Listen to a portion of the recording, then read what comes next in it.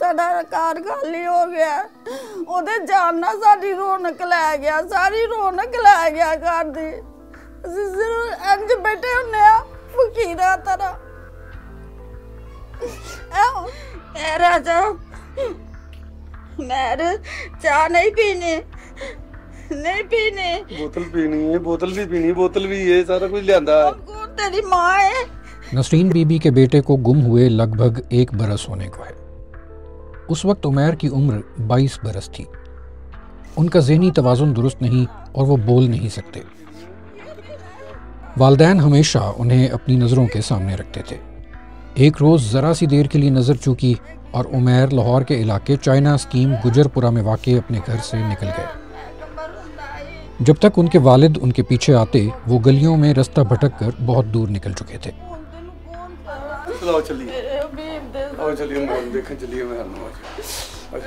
एक साल से हर रोज़ उमैर की तलाश में नसरीन बीबी और उनके खामंद मोहम्मद इकबाल सड़कों पर होते हैं। मेरे बेटे को किसी ने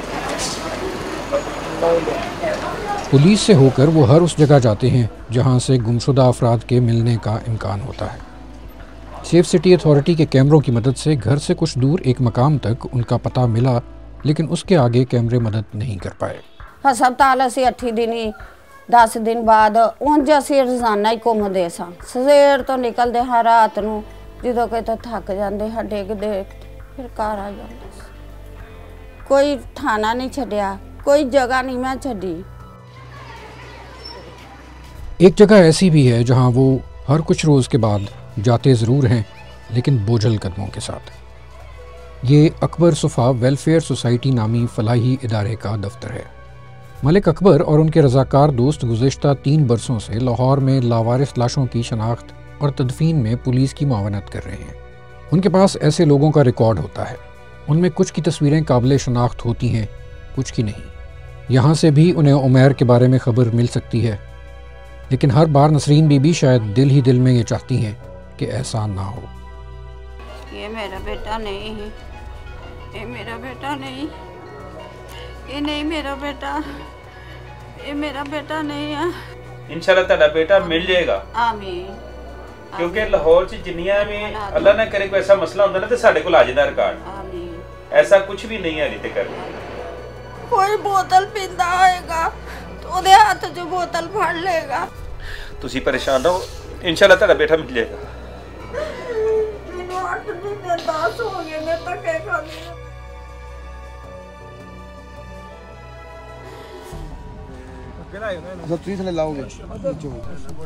लाहौर के मज़ाफ़ात में ये 2 एकड़ जगह एक मकामी ज़मींदार चौधरी जमशेद ने लावारिस लाशों को दफन करने के लिए अकबर सुफ़ा वेलफेयर सोसाइटी को दी है। गुज़िश्ता लगभग 2.5 बरसों में उन्होंने यहाँ 1400 लावारिस लाशें दफन की हैं। 600 के करीब लाशें सिर्फ गुज़िश्ता बरस दफन की गईं। उनमें ऐसे अफराद भी शामिल थे जो उमैर के हम उम्र होंगे। मलिक अकबर कहते हैं इनमें बहुत कम ऐसी लाशें थीं जिनकी शनाख्त हो पाई। लाशों को शनाख्त करने का जदीद तरीका बायोमेट्रिक सिस्टम है। इसमें अंगूठों और उंगलियों के निशानात की मदद से नादरा के रिकॉर्ड के ज़रिए मरने वाले के ख़ानदान का पता लगाया जाता है। कराची में Edhi foundation citizen police liaison committee CPLC के ताउन से इस बायोमेट्रिक सिस्टम की मदद से ये काम सन 2015 से कर रहा है। सन 2023 में लाहौर में भी ऐसा निज़ाम लाने की एक कोशिश की गई। ताहम मलिक अकबर कहते हैं कि पंजाब या लाहौर में यह निज़ाम पुख्तगी से काम नहीं कर पाया।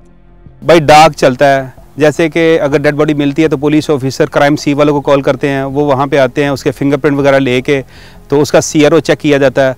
अगर वहाँ पे उसका डाटा नहीं मिलता तो फिर नादरा को भेजते हैं बाई डाक।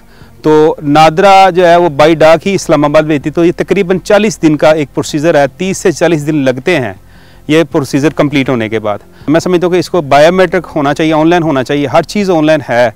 दूसरे जैसे हम सिम वगैरह लेते हैं तो वो 5 सेकंड में पता चल जाता है कि जनाब इनकी फैमिली ट्री क्या है। 10 से 20% शनाख्त हो जाती है, बाकी नहीं, सारे इधर आते हैं। तकरीबन 90% डेड बॉडीज़ जो हैं वो वर्सा तक जा सकती हैं अगर वो बायोमेट्रिक जो है एक्यूरेट काम करे। दूसरी तरफ एधी फाउंडेशन लाहौर में ऐसा ही इलेक्ट्रॉनिक सिस्टम गुज़िश्ता लगभग 1 बरस से इस्तेमाल कर रहा है। ये भी कराची की तर्ज पर काम करता है।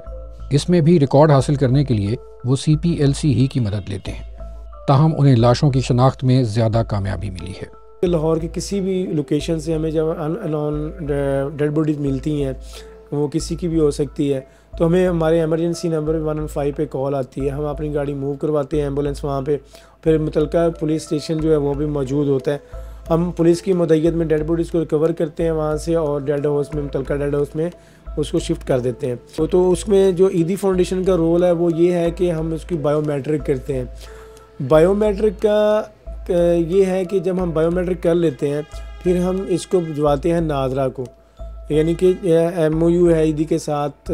CPLC जो ये पूरा प्रोसीजर देख रहा है, CPLC ईदी फाउंडेशन, तो उसको भिजवाते हैं। वो हमें विद इन 24 घंटे के अंदर जो है रिज़ल्ट भिजवा देता है। उस रिज़ल्ट के अंदर एक उस डेड बॉडीज़ की जो फैमिली ट्री है वो हमें मुकम्मल मिल जाती है, एड्रेस मिल जाता है, इवन के फ़ोन नंबर भी मिल जाते हैं।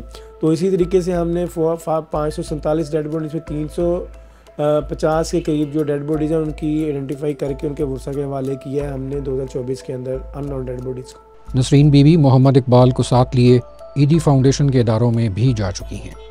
लावारिस लाशों की शनाख्त के लिए जदीद निज़ाम की कामयाबी उन जैसे सैकड़ों ख़ानदानों के लिए इंतज़ार जैसी अजियत को ख़त्म करने का एक ज़रिया बन सकती है।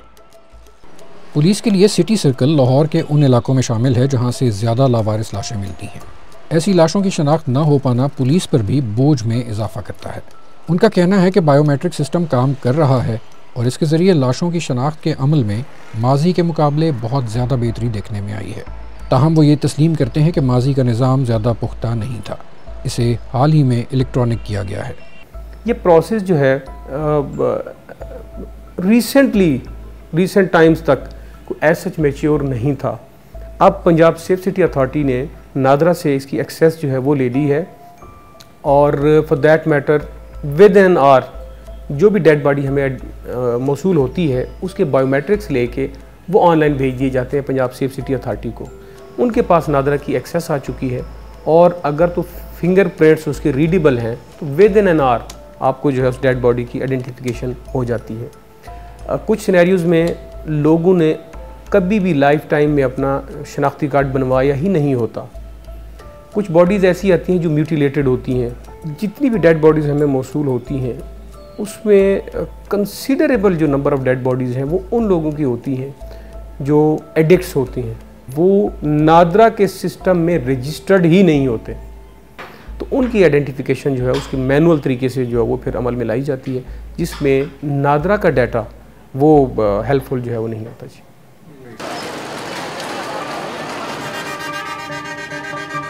ਇੱਥੇ ਸੌਂਦੇ ਨੇ ਆ ਕੇ ਆਰਾਮ ਕਰਦੇ ਨੇ। भाई अस्सलाम वालेकुम जी। आ मेरा बेटा घूमया है, किते देखा होवे इत्थे। ये सिर्फ एक नसरीन बीबी की कहानी नहीं है। उनकी तरह बहुत से ऐसे ख़ानदान हैं जो हर रोज़ अपने प्यारों की तलाश के तकलीफ़देह अमल से गुजर रहे हैं। बायोमेट्रिक्स जैसे जदीद निज़ाम पर मौसर अमल दरामद उन्हें इस अजाब से निजात दिला सकता है। जब तक ऐसा नहीं होता, नसरीन बीबी और मोहम्मद इकबाल का हर दिन मायूसी से लड़ते और हर रात वसवसों को आंखों में नम करते गुजर जाती है।